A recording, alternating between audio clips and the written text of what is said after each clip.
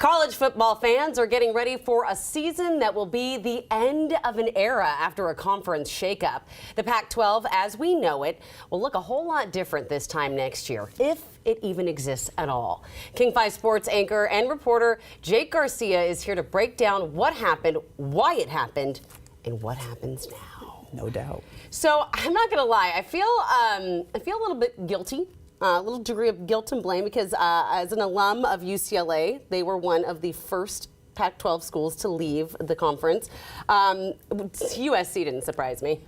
I'm kidding. No, I'm kidding. But let's start there. What was the reasoning that UCLA and USC, both huge parts of this conference, gave when they pulled out of the Pac-12 to join the Big Ten? It's always interesting because the public reason they gave might be a little bit different than the actual reason. But it boils down to money. That's the thing that drives pretty much every decision in college athletics in the year 2023. USC and UCLA made a calculation that they could make more money by joining the Big Ten. And with the way that the Pac-12 negotiation with their new media rights deal shook out, they were right in that calculation. This is a decision that for UCLA and USC is aging really well after, you know, we're going to talk about this in a second, but all the other teams started to abandon ship as well.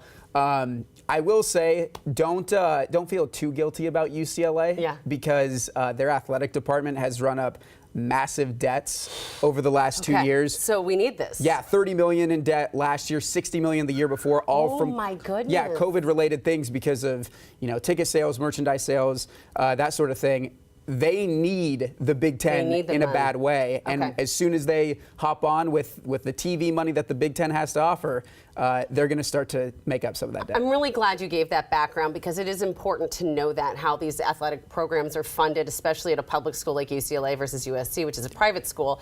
But I want to talk about that. So at that point, when people started pulling out, we've got UCLA and USC pulling out.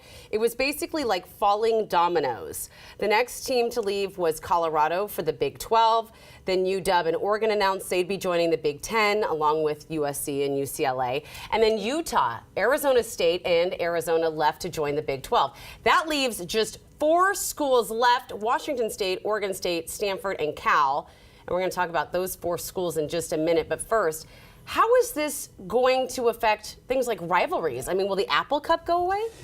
I mean, I think everyone's hope is that it doesn't go away. I think fans of college football want to see UW and Washington State play, not just on the football field, but in many other sports as well.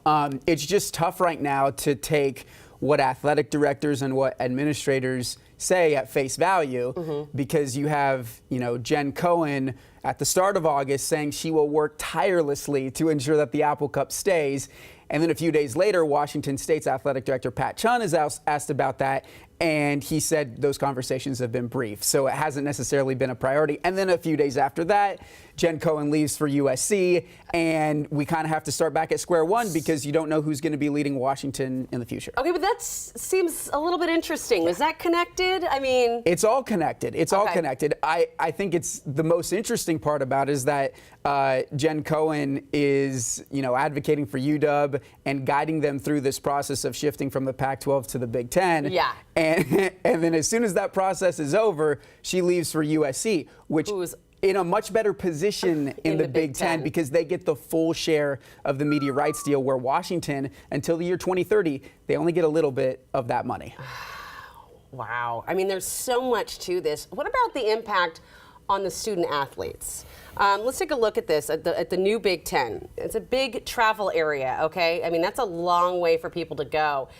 How can they be expected to be full-time students and actually getting an education when they're traveling across the country for these games? I'm going to let you in on a big dark secret of college sports. Please don't. They were never full-time students. Okay. Especially the football players, the college basketball players. Now, the Olympic sports athletes, they might be the exception to this. The athletes volleyball who players either might not be good enough to play at the next level long term, or they might not play a lucrative enough sport to make this their living after college.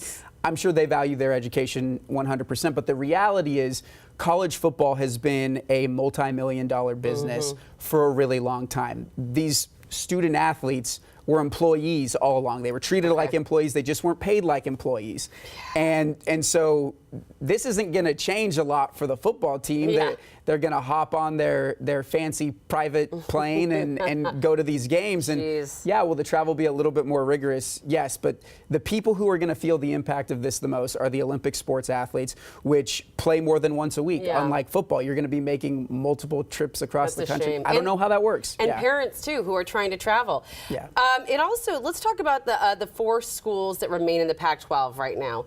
These are the ones in green: Washington State, Oregon State, Stanford, and UC Berkeley. What happens to them? It's a great question. I mean, obviously Stanford doesn't seem like they don't seem to care as much when it comes to the huge overall football thing. I mean, they're an educational school. Same with Berkeley. Stanford and UC Berkeley, despite the long, rich history of athletics and athletic success in the Pac-12, their priorities have shifted a little bit. And so for that reason, I feel the worst for Washington State and Oregon State, because they have administrators who do still see the value in fielding competitive athletic programs. It feels a little bit like they're in no man's land right now. They're left with the decision of, do we want to continue to push forward and try and rebuild the Pac-12, which is going to be watered down. Do they think that it's going to dissolve, or do other schools, do you think they're going to join? It's tough to say right now. I mean, if you want my prediction, I say that the Pac-12 is going to dissolve. All right. Just because you only have Washington State and Oregon State fighting to rebuild the conference. A rebuilt conference, though, is a shell of the product of what it was beforehand. It's going to feature Mountain West teams or American Athletic Conference teams, and that's just not. Those are smaller brands, essentially. I have more questions. I really want to ask about who was running the Pac-12 and what happened next. But I want to ask you really quickly, though, these changes aren't going to take effect until the next school year, right? August 2nd, 2024 is the day where USC and UCLA and UW and Oregon, they leave the Pac-12 for the Big Ten. So circle that on your calendar. So a year from now. Yep. Thank you so much, Jake, for breaking this down, for really just taking it all apart for us so we can figure out what is going on. We appreciate you. It all boils down to money. It all boils down to money. Yep, follow the money. There you have it.